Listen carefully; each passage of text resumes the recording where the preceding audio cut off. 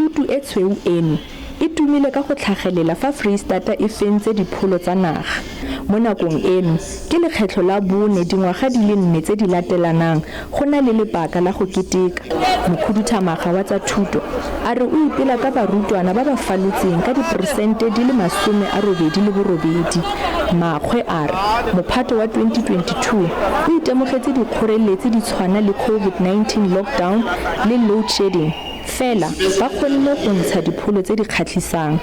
Bao ba kgonneng go fitlhelela seemo sa go nna bangwe ba ba lekgolo ba ba gaisang ba re tlotla eno e kgolo ebile ga e dumelesege. Ke nna wa pele wa go sebedisa e braille node apex ya batho ba sa boneng ka the Free State, and ke nna wa pele wa gore ka Free State ke be in one of the top achievers tsa thuto ya history.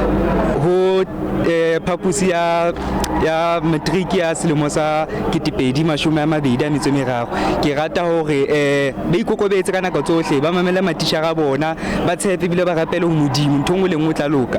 Ga se fela province e boneng maemo a ntlha, dikgaolo tsa motheo le fezile dabi ke tsona di phadileng dikgaolo tsotlhe mo nageng.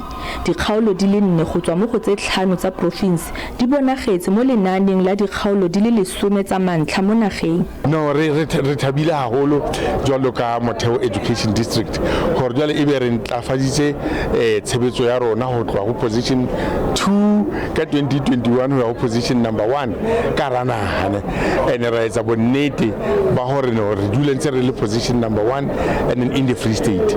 Mokhuduthamaga wa tsa thuto o tlotlomaditse barutabana ba ba thusitseng barutwana go falola.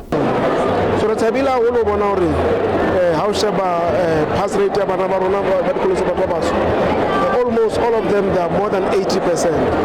First letter IB is almost 90%.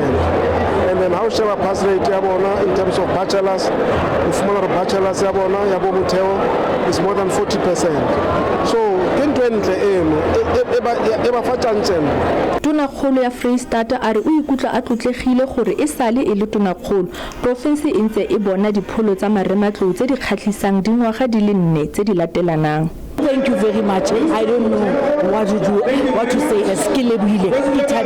I'm excited.